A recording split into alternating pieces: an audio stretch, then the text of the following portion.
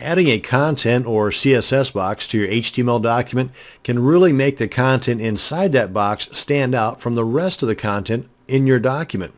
Now, when you add some cool styling that is now available using CSS3, your content box is going to stand out even more. This video will show you just how easy it is to add a shadow to your CSS or content box.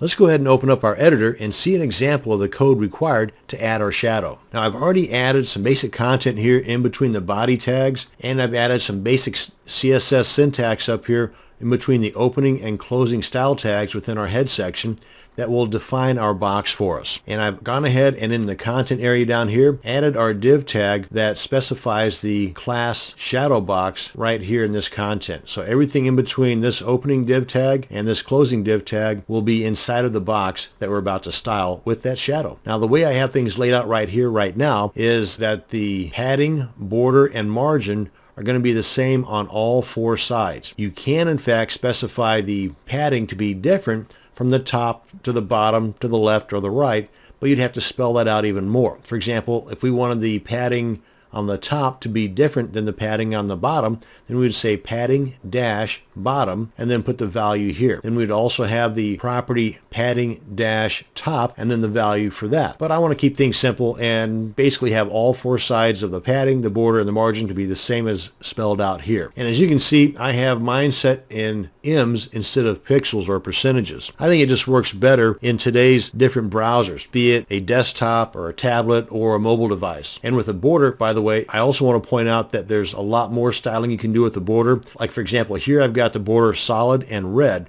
You've got different values you can work with here, whether it's dashed, dotted, outset, inset, groove, double. But I'm going to go with solid, again, to keep things simple. And likewise with the color, you can have the color name, as I have here, or you can have a hexadecimal code, or you can have the RGB code. Again, trying to err on the side of simplicity, I'm going with just the color name. So instead of me rambling on any further, let's take a look at this in the Komodo browser first off.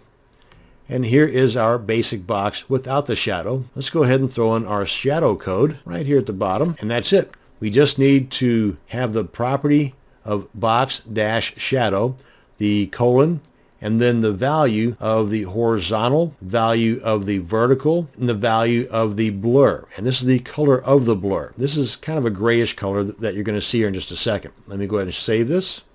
And there we go. Pretty nifty. Really makes it stand out. Now you can adjust the shadow by adjusting these values here, including the color of the blur. Oh, and if you wanted the shadow to be on a different side, maybe more top and left rather than right and bottom, then you can just add the negative signs here to make that quick adjustment and save. There we are. Now let's check this out on the browsers. Chrome, Firefox, Internet Explorer, and Safari. I don't have Opera installed on my computer, so I'm not sure how that would work, but I believe it works in Opera as well. And that's going to bring us to the end of this video on adding a shadow to your content or CSS box to really make it stand out on your document. Thanks for watching, and you have a great day.